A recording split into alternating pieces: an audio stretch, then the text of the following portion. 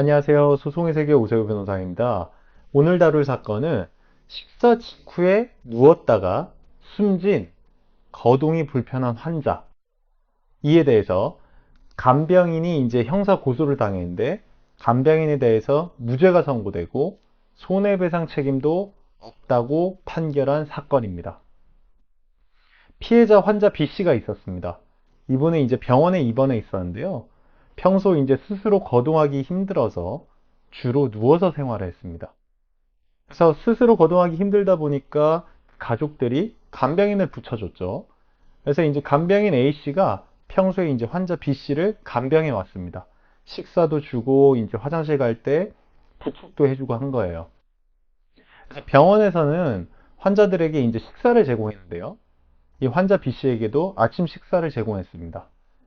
근데 이제 간호사는 평소에 간병인에게 이렇게 설명을 했습니다. 이 환자가 자세가 누워 있으면 음식물 소화가 잘 안 될 수 있으니까 몸을 일으켜서 식사를 주시기 바랍니다. 이렇게 간병인에게 설명도 했습니다. 그런데 이제 환자 B씨가 아침 식사를 하는 중에 간병인 A씨가 무슨 일이 있어서 이제 병실을 비웠습니다. 환자 곁을 떠난 거죠. 그래서 환자 B씨는 아침 식사 직후에 누운 채로 혼수 상태로 간호사에게 발견이 됐습니다. 그리고 이 환자 B씨는 약 10일 뒤에 사망을 했는데요. 그 사망 사인으로 1차 판정이 나왔는데 기도 폐색에 의한 다발성 장기 부전으로 이렇게 사망 원인이 판정이 됐습니다. 기도 폐색이라 하면 이제 기도에 이제 음식물이 들어가거나 막혔을 때 이제 뭐 질식사하는 경우를 의미하죠. 청색증이라고도 합니다.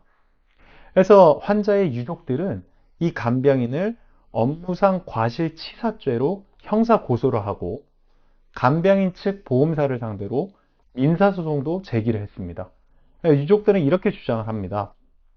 간병인이 환자 B씨 곁에서 늘 지키면서 식사도 주고 지켜봐야 하는데 임의대로 그 자리를 떠났다. 그래서 간병인의 업무상 과실로 인해서 환자가 사망했다. 이렇게 주장을 했습니다. 그래서 이제 검사는 수사 끝에 이제 이 간병인을 기소를 했는데요. 법원은 이에 대해서 형사 사건에서 무죄를 선고하고 민사 사건에서도 유족들 패소로 선고를 했습니다. 물론 민사 사건에서는 1심에서는 유족들이 승소를 했습니다.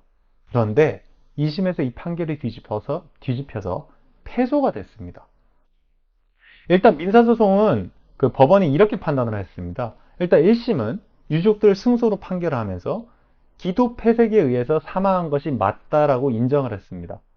그래서 기도 폐색이 된 원인은 음식물이 기도에서 발견이 됐기 때문에 음식물이 기도를 막아서 폐색이 된 거다라고 인정을 해서 그 자리를 뜬 간병인의 업무상 과실을 인정을 했습니다. 그래서 원고 승소 판결을 했는데요. 근데 이제 2심에서는 원고 패소 판결로 판결이 뒤집혔습니다. 왜냐하면 2심이 보기에 기도 폐색이 되기 위해서는 삼킴 장애가 있어야 된다고 봤습니다. 즉 이제 삼키는데 어려움이 있는 사람은 음식물을 잘 넘기질 못하니까 기도를 막을 수 있죠, 음식물이. 그런데 2심이 보기에는 기도 안에서 음식물이 일부 소량 발견되긴 했지만 이것으로 인해 질식해서 사망할 정도는 아니라고 봤습니다. 그 양으로 볼 때. 그리고 무엇보다 결정적인 게 피해자의 최종 사인이 뒤집혔습니다. 아까 1차 판정으로는 기도 폐색으로 인해서 사망한 것으로 판정이 됐죠. 근데 그 이후에 뭐 부검이나 정밀 감식들을 해본 결과 종양 유해 증후군이 결정적 사인이라고 밝혀진 겁니다. 즉 음식물이 기도를 막아서 사망한 게 아니라고 뒤집힌 거죠. 그래서 2심은 평소에 피해자에게 삼킴 장애도 없었고 기도 내에 발견된 소량의 음식물은 사후적으로 위장 내에 있던 음식물이 역류했을 가능성이 있다고도 봤습니다. 그래서 이제 뭐 환자가 의식 불명 상태에서 발견이 됐을 때 심폐소생술을 했을 수도 있고 그 다음에 이제 병원을 옮기는 과정에서 심장을 압박했을 수도 있죠. 그 과정에서 위장 내 음식물이 사후적으로 역류했을 가능성이 있다. 이것은 숨기는 과정에서 걸린 것이 아닐 수 있다라고 판단하면서 민사 2심은 판결을 뒤집었습니다. 그리고 민사 2심 판결 이후에 형사재판 판결이 나왔는데요. 이에 대해서 간병인 무죄가 선고됐습니다. 그래서 형사재판부는 민사 2심 판결의 근거를 그대로 차용해서 인정을 했습니다. 그래서 간병인의 과실이 명백하게 입증되지 않았고 이 과실로 인해서 사망에 이르렀다는 점이 입증되지 않았기 때문에 무죄다라고 판단을 했습니다.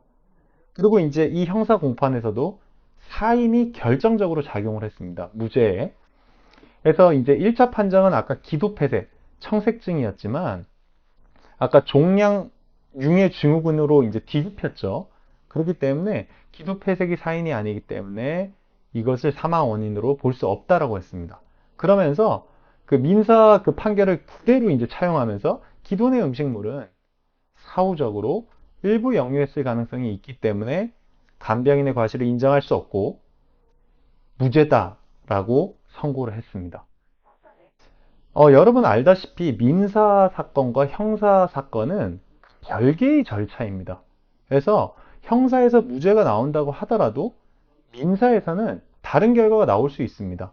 즉 형사 책임에서의 과실과 민사 손해배상 책임에서의 과실은 그 범위가 좀 상이하기 때문입니다. 그래서 형사 무죄를 받더라도 민사 손배 책임을 지는 경우가 있습니다. 그래서 이 사건에서는 유족들이 민사 손배 청구와 형사 고소를 동시에 진행했고 민사 2심 판결이 먼저 나왔죠. 형사 판결보다.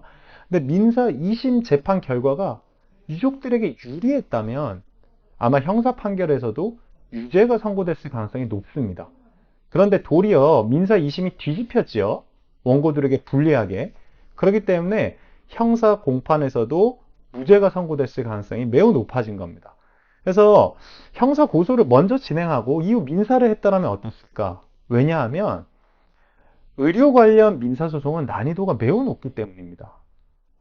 왜냐하면 상대방의 불법 행위를 입증해야 될 책임이 피의자에게 있기 때문이죠.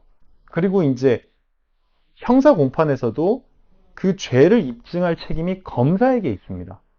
그렇기 때문에 민사에서 만약 불리한 결과가 나와버리면 가해자 측에서 이것을 본인에게 유리한 증거로 그대로 쓸 수 있는 거예요. 그리고 이제 법원에서도 민사재판부가 내린 결론을 그리고 논거를 쉽게 뒤집기가 어렵습니다.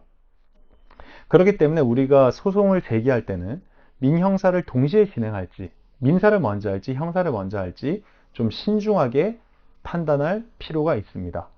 소송의 세계 오세호 변호사입니다. 감사합니다.